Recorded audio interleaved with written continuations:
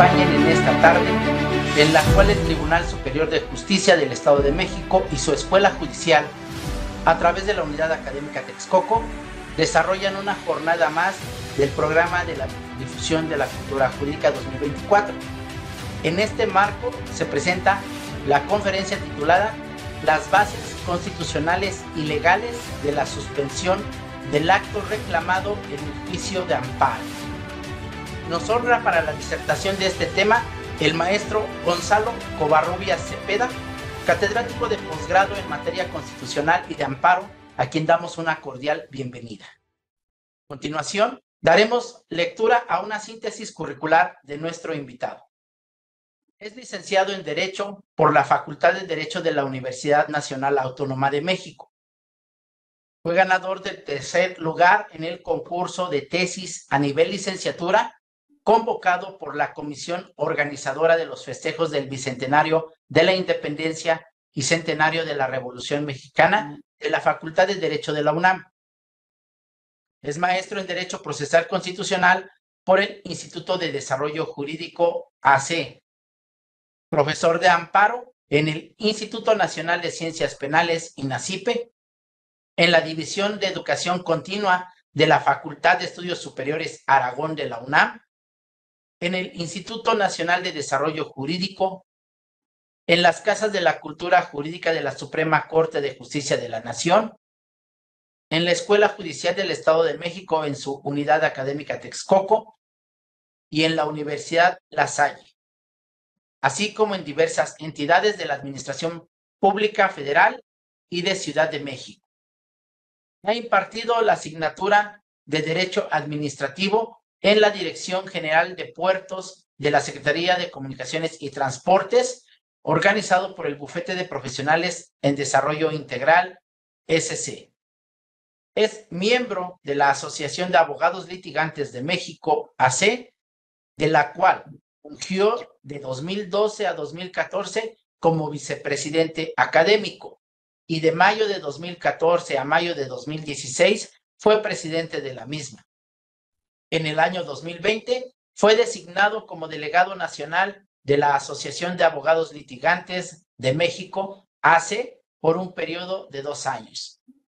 Es profesor del Centro Universitario Internacional en materias relacionadas con Derecho Constitucional, Derecho Administrativo y Derecho Penal.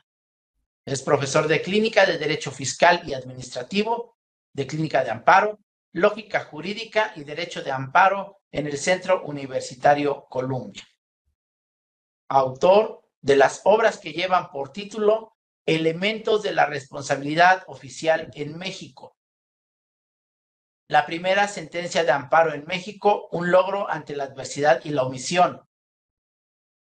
Supremacía constitucional y control de la convencionalidad. Ejecución de las sentencias de amparo en México. La responsabilidad oficial, su regulación federal y su importancia en la República Mexicana. Manual de Juicio Contencioso Administrativo y el Manual de Responsabilidades Administrativas de los Servidores Públicos. Damos paso a la exposición de nuestro distinguido conferenciante. Adelante, maestro, quédenos de la palabra. Buena tarde a todos ustedes, gracias por la distinción y como siempre con un gusto de estar con ustedes en la Escuela Judicial del Estado de México, sobre todo por este tema tan interesante que nos toca disertar. El tema del día de hoy se intitula Las bases constitucionales y legales de la suspensión del acto reclamado en el juicio de amparo. Este tema, hoy por hoy, pues ha sido un parteaguas desde muy diversos aspectos en todo el país. Inclusive, hoy en día, hemos estado nosotros visualizando en diversos medios de comunicación acerca de la institución de la suspensión del acto reclamado, pero en muchas ocasiones desconocemos realmente cuál es su naturaleza y por qué está presente dentro de nuestro juicio constitucional esta figura. Muchas veces pensamos que es un amparo provisional, pero en esencia no es un amparo provisional. En otras ocasiones llegamos a visualizar la suspensión del acto reclamado como si ya se tratara de una sentencia definitiva, lo cual es un absurdo en lo particular. Y lo cierto es que hoy por hoy la suspensión del acto reclamado, a pesar de que es muy desconocida para muchos, para los abogados es pan de todos los días. Y por lo mismo tenemos que visualizarla desde la teoría del proceso en un primer momento, como providencia cautelar, y en un segundo momento analizarla a la luz de la legislación mexicana. Entiéndase, nuestra Constitución Política de los Estados Unidos Mexicanos, así como la Ley de Amparo. Sin duda alguna, el tema de la suspensión del acto reclamado, pues ha sido incluso materia de semestres enteros en algunos cursos de posgrado. Y lo cierto también es de que esto que vamos ahorita a visualizar a través de sus pantallas será única y exclusivamente una parte introductoria, una pequeña pincelada de lo que es este gran tema. Como se dijo al inicio, nuestro tema del día de hoy son las bases constitucionales y legales de la suspensión del acto reclamado en el juicio de amparo. ¿Qué es el juicio de amparo? Vamos a partir primero de la concepción a que se refiere la diapositiva que tienen ahorita en su pantalla. El juicio de amparo esencialmente busca el control del poder y por tanto busca combatir normas generales, actos u omisiones de las autoridades estimados por una persona como contraventores del orden jurídico nacional, esencialmente por violaciones a derechos humanos y garantías consagradas para su protección. Vamos a dejar de compartir en este instante, simplemente para decir lo siguiente. Nuestro juicio de amparo es un medio de control de la constitucionalidad. Si nosotros revisamos el texto de la Constitución mexicana, vamos a encontrar que el juicio de amparo tiene su previsión dentro de los artículos 103 y 107 constitucionales. Si echamos un vistazo al artículo 103, en el artículo 103 se establece que los tribunales de la Federación conocerán de toda controversia que se suscite, en la primera fracción se señala, contra normas generales, actos u omisiones de las autoridades que vulneren o restrinjan los derechos humanos reconocidos en la Constitución, en los tratados internacionales de los que el Estado mexicano es parte, así como las garantías consagradas para su protección. Palabras más, palabras menos. ¿Esto qué quiere decir? Que el juicio de amparo procede contra normas generales, contra actos de autoridad, ya sean positivos, negativos, y por supuesto también en contra de omisiones. Aquí voy a hacer una pequeña acotación. Cuando hablamos de normas generales, esencialmente, si lo vemos desde un aspecto de interpretación jurisprudencial, nos referimos a disposiciones. ¿Por qué? Porque derivado de la reforma constitucional del 2011 en materia de derechos humanos, y específicamente al momento de que la Suprema Corte de Justicia de la Nación, en el Pleno, se pronunció sobre la ejecutoria del entonces denominado procedimiento de contradicción de tesis, identificado bajo el número 293/2011, sobre la diferencia entre lo que es una norma y una disposición, distinguiéndolo de una forma muy simple.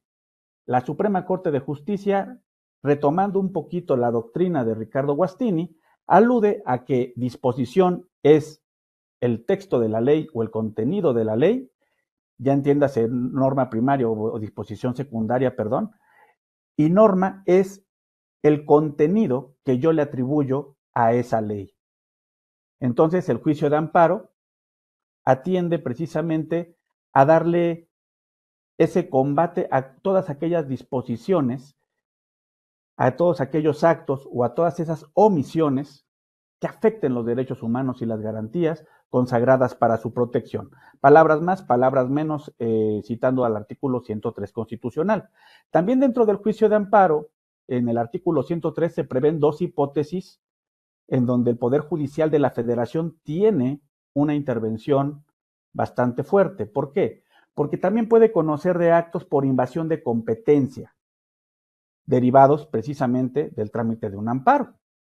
Actos en donde la Federación invada la competencia de las entidades federativas o de la Ciudad de México y viceversa, cuando las entidades federativas o la Ciudad de México invaden esferas competenciales de la Federación. Entonces, en el contenido del artículo 103 de la Constitución mexicana encontramos tres hipótesis de procedencia. La primera, como ya dijimos, contra normas generales, actos u omisiones. Ya dijimos los apuntamientos respecto a lo que debemos de entender por normas generales y en relación con lo que son las invasiones de competencia, que es el amparo por invasión de competencia. Eso lo debemos tener en un primer momento muy, pero muy en la mente si vamos a hablar de la suspensión del acto reclamado. Pero, ¿cómo sabemos que el artículo 103 constitucional, porque si revisamos el artículo 103, no hay en ningún momento, en ninguna parte, del mismo, la palabra amparo? ¿Cómo sabemos entonces que se trata del juicio de amparo? Esto lo vamos a resolver de una forma muy simple. En el párrafo primero del artículo 107 constitucional se hace referencia a que las controversias a que se refiere el artículo 103 constitucional se tramitarán o se sujetarán bajo las bases siguientes. Insisto, palabras más, palabras menos. Y en la fracción 1 de este artículo 107 se establece: el amparo se seguirá siempre a instancia de parte agraviada. Muy importante, porque entonces ya el artículo 107 se ancla con el artículo 103 y entonces ahí ya sabemos que los artículos 103 y 107 refieren a controversias relacionadas con el juicio de amparo. Esto es lo que esencialmente tenemos que tener en un primer momento. Y por obvias razones, también tenemos que atender a la naturaleza del juicio de amparo. El amparo tiene la naturaleza jurídica de un medio de impugnación stricto sensu y no de un recurso. Esto también es muy importante. ¿Por qué? Porque el juicio de amparo, al tener naturaleza de medio de impugnación y no de recurso, nos lleva a buscar qué características tiene el juicio de amparo que no tengan los recursos. Por ahí vamos a encontrar algunas personas que dicen que el amparo tiene naturaleza de recurso, otras que tienen naturaleza de juicio, pero eso al final de cuentas, considero yo, y eso lo digo a título personal, considero que queda superado sobre las bases de la teoría del proceso. Recordemos un poquito acerca de lo que en algún momento los procesalistas han sostenido. Han sostenido que todo recurso es un medio de impugnación, pero no todo medio de impugnación es un recurso. ¿Y en qué se distinguen? Primeramente, el amparo es un medio de control de la constitucionalidad, por lo tanto, no tiene en ese sentido naturaleza ordinaria. El recurso es intraprocesal y por lo tanto es ordinario si lo vemos desde la jurisdicción ordinaria. Pero esencialmente, la diferencia entre el recurso y el medio de impugnación es que el medio de impugnación, en estricto sentido, va a ser substanciado y obviamente resuelto por una autoridad autónoma a la de origen, o sea, ajena a la jurisdicción. El pronunciamiento que se dicte dentro de esa resolución solamente se va a encargar de visualizar los vicios que hayan sido detectados con motivo de esa impugnación, pero sin sustituir la jurisdicción de origen. Por lo tanto, va a existir un reenvío de la jurisdicción, por regla general, de acuerdo a lo que se marca en la teoría del proceso, para que nosotros veamos que el juicio de amparo no reasume jurisdicción. Por lo tanto, el juicio de amparo únicamente se puede pronunciar sobre si un acto es constitucional o no es constitucional. Puede pronunciarse sobre providencias cautelares, por supuesto, porque las providencias cautelares son paralelas o conexas al negocio principal, pero en ningún momento son parte de la controversia. Y en esencia, la sentencia del amparo únicamente reenvía la jurisdicción a la autoridad de origen ya con los parámetros determinados para su cumplimiento. Entonces, aquí es donde surge lo que es la necesidad de las providencias cautelares. Y para hacer referencia a la necesidad de las providencias cautelares, vamos a referirnos primeramente que el amparo se clasifica en amparo indirecto y en amparo directo. ¿Por qué es importantísimo todo esto? Porque al haber dos vías de amparo, también hay reglas que imperan tanto en el amparo indirecto como en el amparo directo en materia de suspensión del acto reclamado. Entonces, pasamos al punto que nos interesa. La suspensión del acto reclamado, es una institución dentro del juicio de amparo cuya naturaleza es de providencia cautelar. ¿Y qué implica que sea una providencia cautelar? Y aquí vamos a detenernos un poco. Piero Calamandrei señala que las providencias cautelares implican la anticipación de ciertos efectos de la providencia definitiva encaminada a prevenir el daño que podría derivar del retardo de la misma. Aquí voy a hacer pausa a la proyección de las diapositivas, porque entonces lo que quiere decir esto es que la providencia cautelar lo que busca es preservar o evitar la intensidad de un daño. Y aquí voy a hacer referencia a una frase de Chiovenda en relación a lo siguiente. Chiovenda sostenía en sus textos la necesidad de servirse del proceso para obtener la razón, entiéndase en este caso el juicio de amparo, no debe tornarse en un daño para quien tiene la razón. Repito, esta es una frase de Chiovenda.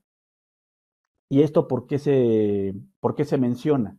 Porque la providencia cautelar, al tener un fin preventivo, al tener un fin que evita que un daño se produzca o que se intensifique, entonces implica a su vez que debemos atender a tres elementos que tienen las medidas o providencias cautelares. ¿Cuáles son estos elementos? La prevención, la urgencia y el peligro en la demora. Repito, prevención, urgencia y peligro en la demora. Prevención porque, insisto, se busca prevenir el daño o evitar que se intensifique el mismo o que simplemente no se cause. Urgencia porque la necesidad de la providencia cautelar obedece a un peligro en la demora. Y aquí vamos a la demora, que a su vez, el peligro en la demora, se tiene que clasificar en dos: el peligro de infructuosidad y el peligro de tardanza. ¿Y qué implica el principio de infructuosidad? Y aquí voy a hacer mención de lo que decía Proto Pisani, que inclusive lo cita Ovalle Fabel en su libro de Teoría General del Proceso, en donde se dice que el peligro de infructuosidad es aquel que ocurre durante el tiempo necesario para el proceso, pero que acontece cuando sobrevienen hechos que vuelven imposible o dificultosa la concreta ejecución de la sentencia. ¿Qué quiere decir? Hay hechos que acontecen y que producen una irreparabilidad. Eso es el peligro de infructuosidad. Pero el peligro de tardanza implica que con la sola tramitación del proceso se causan perjuicios. Eso es el peligro de tardanza. Entonces, estas dos figuras derivadas del peligro en la demora son muy importantes porque es lo que se trata de evitar con motivo de la suspensión del acto reclamado. Y es lo que nosotros, cuando planteamos en una demanda de amparo el incidente correspondiente, tenemos que aludir. El por qué se puede actualizar un peligro en la demora, ya sea en su vertiente de peligro de infructuosidad o en peligro de tardanza, independientemente de que existen otras situaciones que debemos ir poco a poco consolidando en la medida que nosotros hacemos los planteamientos, si somos los abogados, y por qué no decirlo, también que debe verificar el juez al momento de resolverlo. Entonces, con todo lo que acabamos de mencionar, el objeto de las providencias cautelares es evitar que se produzca una afectación o que se incremente la intensidad de la afectación. O sea, es evitarlo. Aquí hubo por ahí un que sobró, ¿no? Es evitar que se incremente la intensidad de la afectación. Esto es muy, muy importante. ¿Cuáles son las características de las providencias precautorias? Perdón, providencias cautelares. Aquí no sé por qué se me fue lo de precautorio. Son 4 las características. La primera característica, provisionalidad. Recordemos que la suspensión o la providencia cautelar de la suspensión del acto reclamado solamente va a tener vigencia durante el trámite del amparo. ¿Por qué es provisional? Porque de llegar a concederse, puede ser modificada durante el trámite del juicio, puede ser revocada, puede mantener su vigencia, pero esto no va a durar más allá de lo que dure el juicio hasta que se dicte sentencia ejecutoria. Siguiente punto a considerar que dijimos hace unos momentos, son accesorias al asunto en lo principal. ¿Por qué? Porque sin resolver el asunto en lo principal, se va a pronunciar sobre cómo preservar la materia del juicio, ya sea en su vertiente de evitar el daño, ya sea en su vertiente de evitar que se intensifique la afectación, o bien que simplemente el daño no se produzca. Esas son las cuestiones que se deben manifestar dentro de una solicitud de suspensión del acto reclamado y, por supuesto, el órgano jurisdiccional debe pronunciarse sobre estos puntos. Ya dijimos, pretenden prevenir un daño o su incremento y ya mencionamos un tema de la variabilidad. ¿Por qué? Porque con motivo de los incidentes se puede revocar, se puede modificar, ya lo dijimos hace unos momentos. Como primer punto, dentro del texto constitucional vamos a encontrar que el artículo 107, fracción 10, establece que la suspensión del acto reclamado procederá en los casos y con las condiciones previstos en la ley reglamentaria, que quiere decir que se trata de una disposición constitucional que busca dejarle a la ley secundaria toda la regulación en lo concerniente a la suspensión del acto reclamado, pero fijando necesariamente algunas bases para que la misma pueda ser concedida. ¿Y cuáles son estas bases? Para conceder la suspensión debe analizarse la naturaleza del acto, el análisis de la apariencia del buen derecho y el interés social. ¿Por qué es importante hablar de la naturaleza del acto? Porque el acto, para poder ser suspendido, necesita ser positivo o tener efectos positivos, porque un acto negativo no podría ser suspendido si es una negativa pura. Lo mismo que un acto omisivo, un acto omisivo puro no puede ser suspendido. En cambio, un acto positivo sí puede ser suspendido si entraña efectos positivos, evidentemente, ¿no? Porque el acto positivo entraña efectos positivos, pero el acto negativo, al ser una negativa lisa y llana, no se podría suspender, a no ser que la negativa entrañe efectos positivos. Y en el caso de la omisión, pues una omisión pura no podría ser suspendida porque se trata de un no hacer, y el concederse la suspensión sería tanto como llegar al extremo de dar un efecto restitutorio desde la mismísima suspensión del acto, de acuerdo a nuestra teoría del proceso, inclusive también dentro de la jurisprudencia. Sin embargo, también hay omisiones que entrañan efectos positivos. ¿Y qué implica? Que haya ya un reconocimiento de un derecho que se haya violado y que por consecuencia una autoridad debía dar cumplimiento a ciertas medidas y esta no lo hizo. Aquí, por ejemplo, estamos ante una omisión con efectos positivos y encontramos por ahí precedentes en el cuarto circuito judicial donde se hace referencia a un instituto de transparencia que había determinado que una autoridad debía dar información pública, pero esta autoridad, no obstante, ya teniendo una resolución de un instituto de transparencia o garante del artículo 6º constitucional, no dio cumplimiento y por tanto la parte interesada promovió amparo partiendo de que ya tenía una resolución a su favor y por ello el tribunal se pronunció sobre una omisión con efectos positivos y la consecuencia ¿cuál fue? que si se procediera a conceder la suspensión del acto reclamado por parte de un tribunal. Por eso digo, la naturaleza del acto es sumamente importante porque es la que va a ayudarnos a determinar si el acto es susceptible de suspensión o no. Vamos a continuar con lo que nos señala la propia Constitución. El análisis de la apariencia del buen derecho y el interés social. ¿Qué significa que haya una apariencia del buen derecho? Primero, implica un análisis lógico de probabilidades o verosimilitud. ¿En qué sentido? En el sentido de tratar de dar una previsión o tratar de establecer una previsión sobre cuál va a ser el resultado de la providencia definitiva y si el derecho pues nos asiste de manera aparente.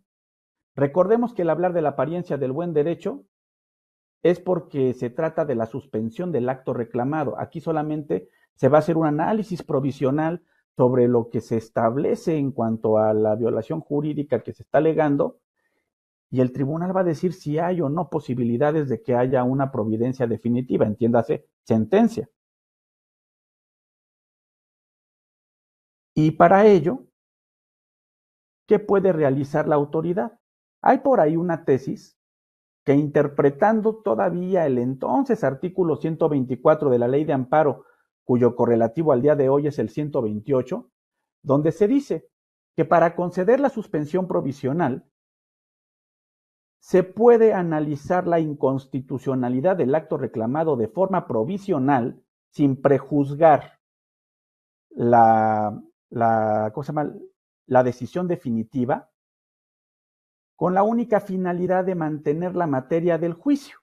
Y por ahí también van a encontrar otra tesis, que esa es de jurisprudencia y es de la segunda sala, donde se dice que para conceder la suspensión es factible adelantar efectos de tutela efectiva si con ello se mantiene la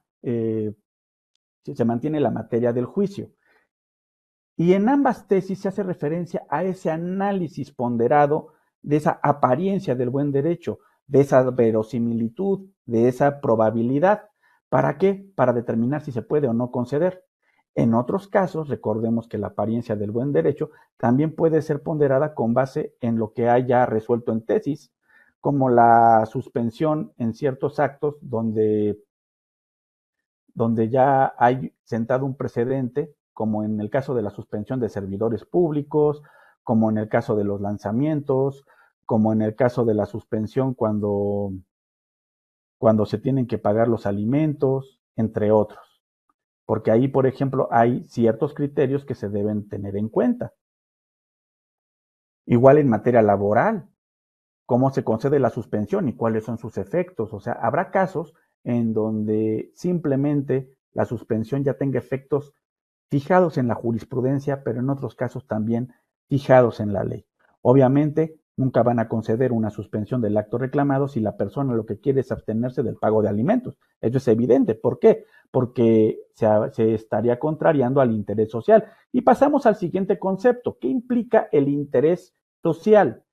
El interés social implica un conjunto de, valga la expresión, de intereses a los cuales una colectividad está interesado en que se preserven. Son intereses que se buscan preservar, intereses públicos, intereses sociales. Y estos los debe ponderar el juez. ¿Para qué? El juez o el tribunal en este caso también podría ser. ¿Y eso para qué?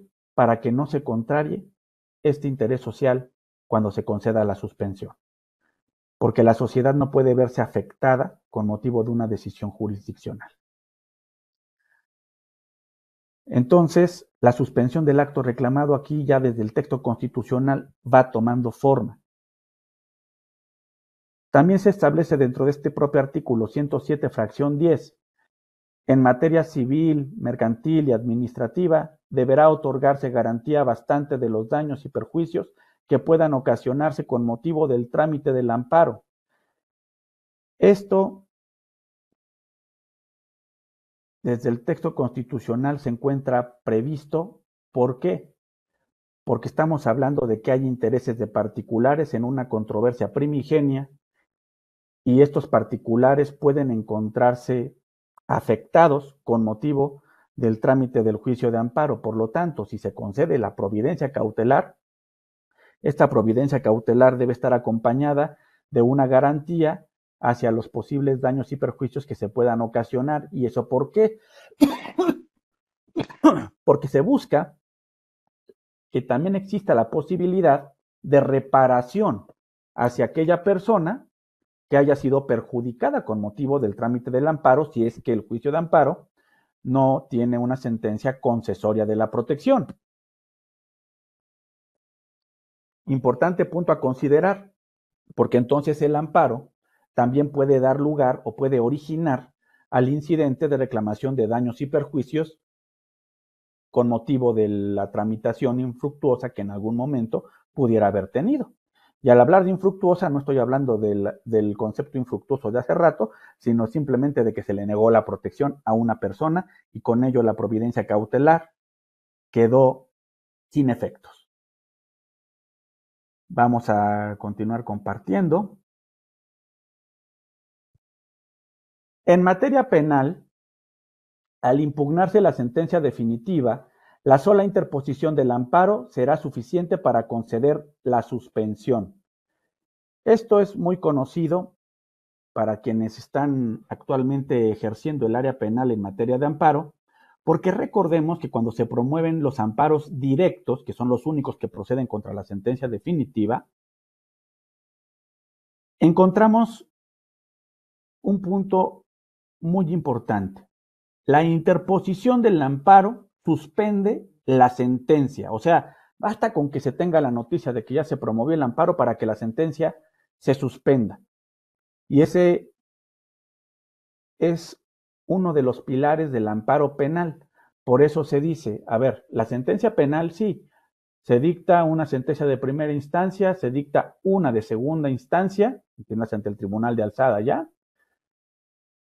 pero pues esta sentencia todavía es susceptible de impugnarse a través del amparo, y el amparo lo que va a ocasionar con la sola interposición es una suspensión de plano, una suspensión oficiosa, pero de la sentencia.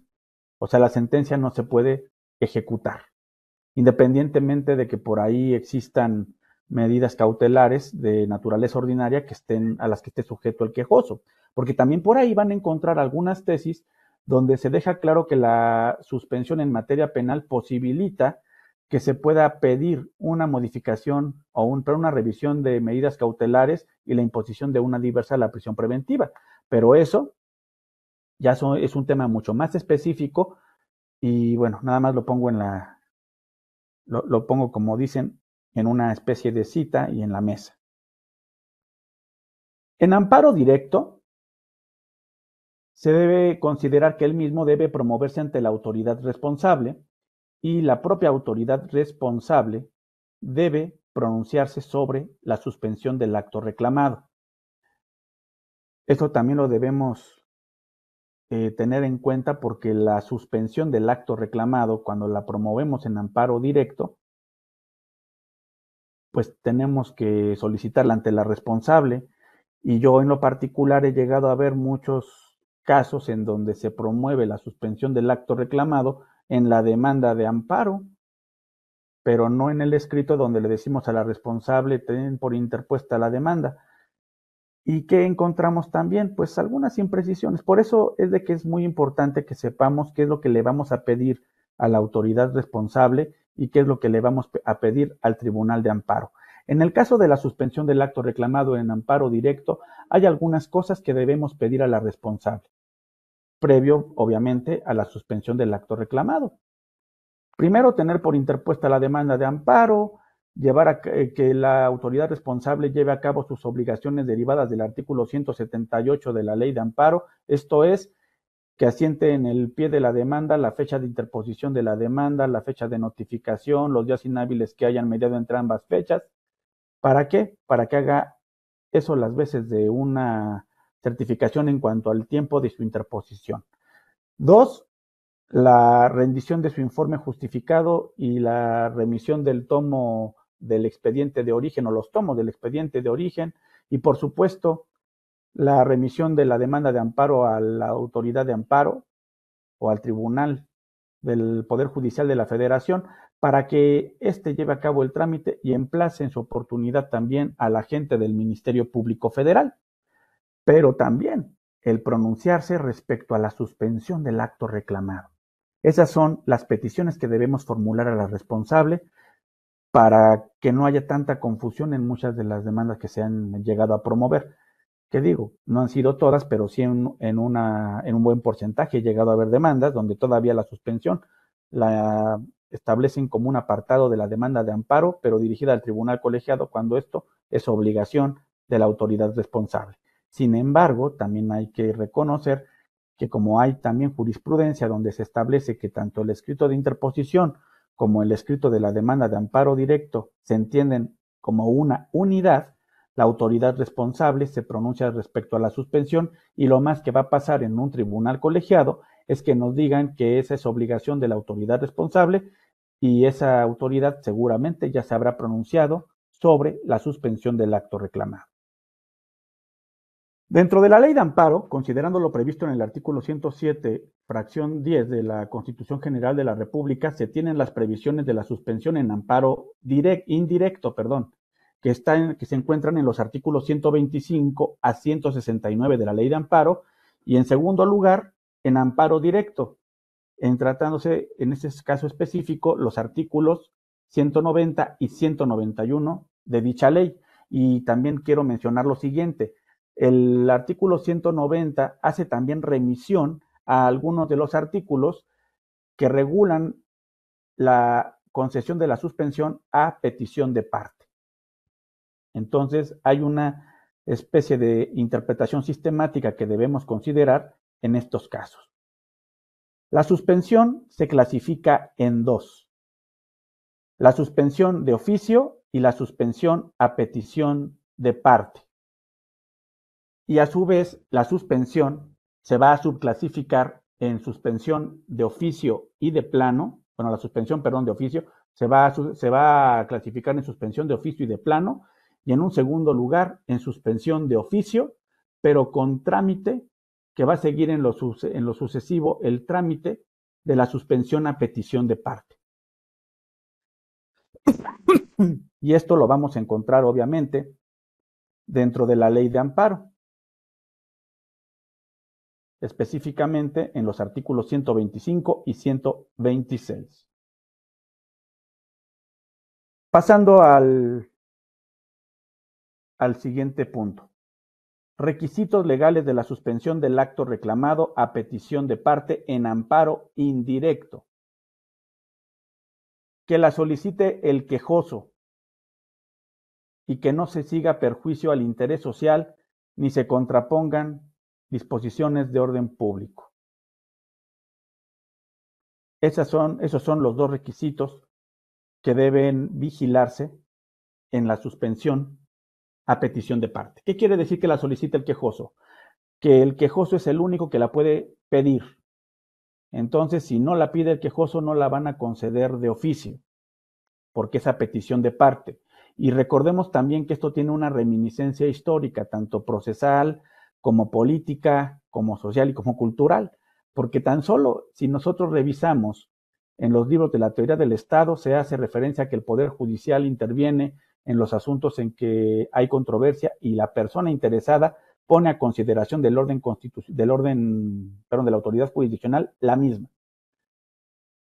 Si nosotros revisamos a su vez el libro de Alexis de Tocqueville de la democracia en América, nos vamos a encontrar en el capítulo intitulado del Poder Judicial que el Poder Judicial se rige bajo el principio de instancia de parte. ¿Por qué? Porque el Poder Judicial solo puede actuar cuando le es requerido. Entonces, cuando es a petición de parte, se tiene que solicitar por el interesado. Pero también la propia literalidad del libro de Alexis de Tocqueville hace referencia a que el Poder Judicial se rige bajo el principio de que sus sentencias solo surtirán efectos relativos. Recordemos que Tocqueville hace un estudio monográfico del sistema político jurídico estadounidense, pero va retomando algunos principios que prácticamente todos los poderes judiciales asumen como propios. En este caso, el principio de instancia de parte y el principio de relatividad de los efectos de las sentencias, que también se encuentran presentes en el incidente de suspensión del acto reclamado. El segundo requisito es que no se siga perjuicio al interés social ni se contravengan disposiciones de orden público. ¿Por qué es tan importante que existe este requisito? Hay algunos criterios en el Poder Judicial de la Federación y no cito alguno en concreto. ¿Por qué? Porque muchos de ellos, lejos de disipar la duda, pues la aumentan. ¿Por qué? Porque se dice, que el orden público y el interés social son conceptos jurídica y jurisprudencialmente indeterminados.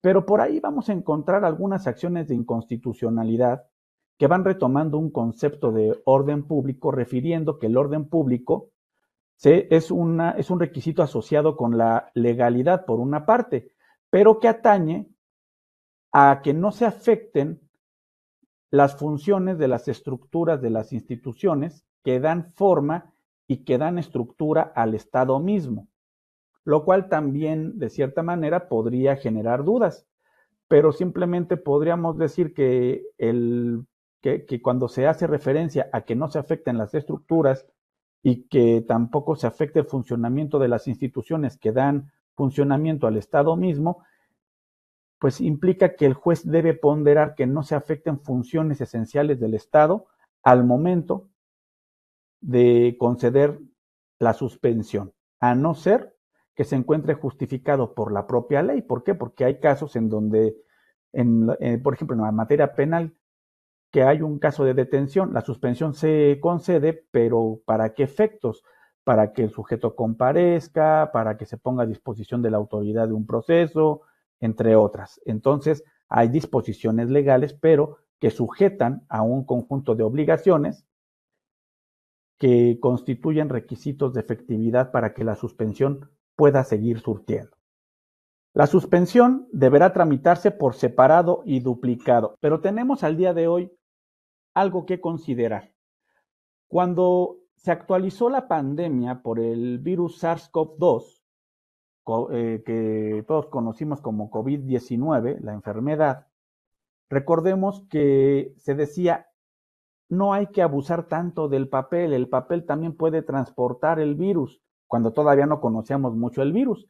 Pero algo que sí reconozco es que derivado de toda esta pandemia, hubo una migración hacia los medios tecnológicos, pues prácticamente, y se dice así, evolucionando la humanidad 10 años de a como estábamos anteriormente. Y hubo un acuerdo general pleno del Consejo de la Judicatura, donde se tomaron un conjunto de medidas con motivo del virus SARS-CoV-2, COVID-19, donde se adujo que el incidente de suspensión, si bien la ley de amparo en el artículo 128 dispone que se debe tramitar por separado y duplicado, dicho incidente debe ser tramitado en un solo cuaderno. ¿Qué quiere decir esto? Ya no hay duplicado. Y por ahí pudieran decir, ¿y qué va a ocurrir si se promueve un recurso, si la ley de amparo señala que el duplicado se queda en el juzgado y el original se va al tribunal colegiado dependiendo del recurso que se haya promovido, con independencia de si es queja o si es revisión? ¿Y qué es lo que ocurre aquí? Ocurre que lo que se va a enviar al tribunal colegiado, de acuerdo a las disposiciones del acuerdo general del Consejo de la Judicatura, pues es que el expediente electrónico es lo que se va a remitir al tribunal colegiado para su resolución, lo cual se me hace muy lógico y se me hace muy apegado a nuestra realidad. ¿Por qué? Porque el juicio de amparo también tiene una tramitación electrónica. Entonces, eso de que nada más es por duplicado, pues no es tan cierto. O sea, ya nada más con que presente un tanto, si es que lo promuevo en físico la demanda de amparo, pues no va a pasar nada. Y peor aún, ¿qué va a pasar si yo lo promuevo por la vía electrónica? Pues no va a haber ni siquiera necesidad de que yo exhiba copias de traslado, porque esa es una situación también que se prevé dentro de la ley de amparo, específicamente en el artículo 3 y en el artículo 110. O sea, no hay necesidad ahí ya de exhibir copias si lo promuevo por la vía electrónica. La suspensión puede solicitarse en cualquier tiempo mientras no se dicte sentencia definitiva. Esta también es una de las situaciones que debemos tener claras en la suspensión. La puedo solicitar en cualquier tiempo. Mientras no se dicte sentencia, puedo solicitarla. De acuerdo al artículo 132 de la Ley de Amparo, en los casos en que proceda la suspensión, pero puedan ocasionarse daños y perjuicios a terceros, el quejoso deberá otorgar garantía bastante para reparar el daño o indemnizar los daños y perjuicios que con aquella se causaren si no obtuviere sentencia favorable. Y dicha suspensión quedará sin efectos, si se otorga una contragarantía. Esto no es otra cosa más que el cumplimiento de las bases constitucionales. En los juicios de naturaleza civil, administrativo y mercantil se deberá otorgar garantía bastante. ¿Y eso para qué? Simplemente para que los daños y perjuicios que se puedan ocasionar se puedan reparar en algún momento, en dado momento de que la sentencia salga desfavorable. Al promoverse la suspensión, el órgano jurisdiccional concederá o negará la suspensión provisional, obviamente atendiendo a la naturaleza del acto, la apariencia del buen derecho, el interés social, que no se contravengan disposiciones de orden público. Señalará fecha para la celebración de la audiencia incidental y pedirá o solicitará, el informe previo a las autoridades que deberá rendirse en 48 horas. ¿Cuál es el plazo para que se celebre la audiencia incidental? Son 5 días, 5 días posteriores. Por eso es que el informe previo se pide en 48 horas. ¿Y esto también para qué? Para que se vaya preparando la audiencia incidental. El informe previo tiene un contenido que se encuentra previsto dentro de la propia ley de amparo, específicamente en el artículo 140. Vamos a darle rápidamente lectura a esto. Artículo 140. En el informe previo, la autoridad responsable se concretará a expresar si son o no ciertos los actos reclamados que se le atribuyan. Podrá expresar las razones que estime pertinentes sobre la procedencia o improcedencia de la suspensión y deberá proporcionar los datos que tenga a su alcance y que permitan al órgano jurisdiccional establecer las garantías correspondientes. Las partes podrán objetar su contenido en la audiencia. En los casos urgentes, se podrá ordenar que se rinda el informe previo por cualquier medio a disposición de las oficinas públicas de comunicaciones. Ese es el contenido del informe previo. Y al establecerse que el contenido del informe previo también tiene que tener los datos suficientes que permitan establecer una garantía, quiere decir que la autoridad no nada más se debe limitar a establecer si el acto es cierto o no, sino también debe decir cuántos son los montos que tiene el negocio principal o cuál es el monto del negocio del juicio de origen. ¿Para qué? Para que la garantía sea oportunamente fijada de manera justa. Y al considerarse que se deben establecer las bases para que se niegue o se conceda la suspensión, pues lo cierto es que las autoridades muchas de las veces lo que hacen es pedir que se niegue la suspensión porque el acto al final de cuentas es el que están defendiendo a través de los informes justificados. Y el informe previo pues solamente es una cuestión accesoria que viene a formar parte del incidente de suspensión, pero la autoridad esencialmente va a defender el acto y la ejecutividad del mismo. Antes de entrar al estudio de la audiencia incidental, voy a hacer un breve paréntesis. Dentro de la propia ley de amparo, se establece que puedo yo ofrecer diversas pruebas para el incidente de suspensión. Pruebas documentales o inspección judicial. Alguna ocasión me acuerdo que me preguntaron en clase, ¿qué pasa si la inspección judicial no reúne la anticipación a que refiere el artículo 119 de la Ley de Amparo? Y yo simplemente les comenté que la suspensión del acto reclamado al prever como prueba la inspección judicial, esta no se sujeta a las previsiones de la Ley de Amparo, sino se sujeta a las previsiones del Código Federal de Procedimientos Civiles y también en su oportunidad ya al Código Nacional de Procedimientos Civiles y Familiares. ¿Y esto por qué lo comento? Porque tan solo por la anticipación con la que se cuenta para la audiencia incidental, pues simplemente los 5 días no darían. Por eso es que el trámite se tiene que sustanciar en términos del código supletorio. Si voy a ofrecer un documento, los documentos los puedo ofrecer inclusive hasta en la propia audiencia incidental. ¿Y qué pasa si estoy atacando un acto de los que se refiere el artículo 15 de la Ley de Amparo, de los denominados urgentes? Entiéndase, actos que ponen en peligro la vida, actos que afectan la libertad personal fuera de procedimiento, deportación, expulsión, incomunicación, destierro, desaparición forzada de personas, algunos de los actos prohibidos por el artículo 22, incorporación forzosa al ejército, armada o fuerza aérea nacionales. En esos supuestos hasta testigos pueden ir, de acuerdo a lo que dice la Ley de Amparo. Y esto pues obviamente tiene que ser preparado antes de la celebración de la audiencia. ¿Para qué? Para que la audiencia se desahogue. En la audiencia se podrá desahogar todas esas pruebas. Y obviamente para eso son esos 5 días. Pero ya que tenemos la audiencia, el día y hora que se fijó, ¿qué es lo que va a ocurrir? La audiencia incidental se celebrará con o sin la presencia de las partes.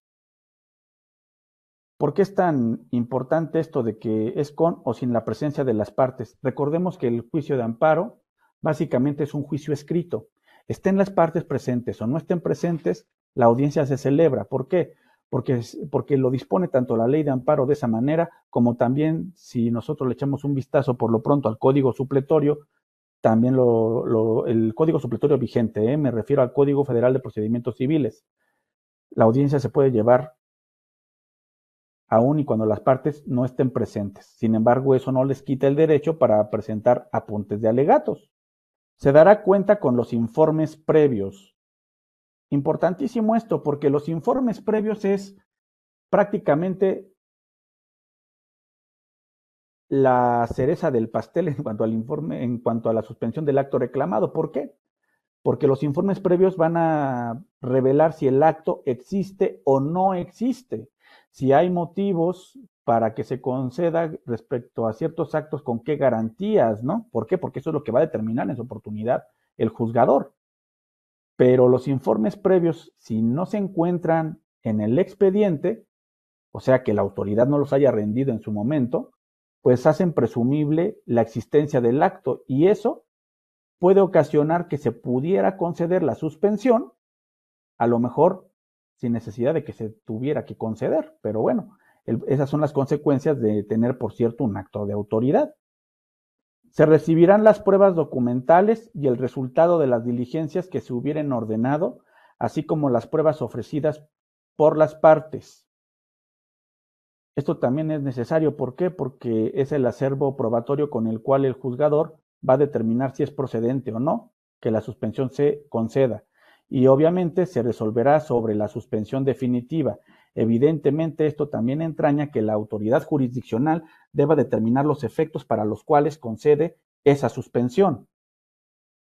Contra la resolución, merced a la cual se concede una suspensión definitiva, procede el recurso de revisión, del cual va a conocer el superior jerárquico, entiéndase, tribunal colegiado de circuito. También es importante señalar o puntualizar que la suspensión del acto reclamado, de acuerdo a las previsiones del artículo 147 y cuando la naturaleza del acto también lo permita, puede tener el efecto del restablecimiento de las cosas al estado que guardaban antes de la violación de derechos que se está alegando, siempre y cuando la naturaleza del acto lo permita, y bajo ninguna circunstancia podrá ser constitutiva de un derecho que no haya tenido el quejoso antes de promover la demanda de amparo.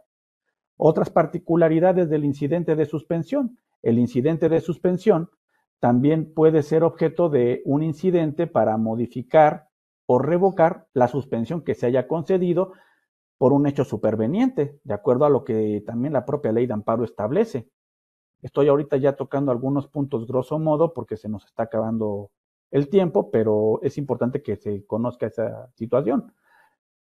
Dentro de la suspensión del acto reclamado también podemos encontrarnos con supuestos en donde haya diversas autoridades involucradas en un juicio y algunas de ellas sean foráneas. A lo mejor al momento de la celebración de la audiencia incidental, solamente algunas de las autoridades han presentado su informe previo.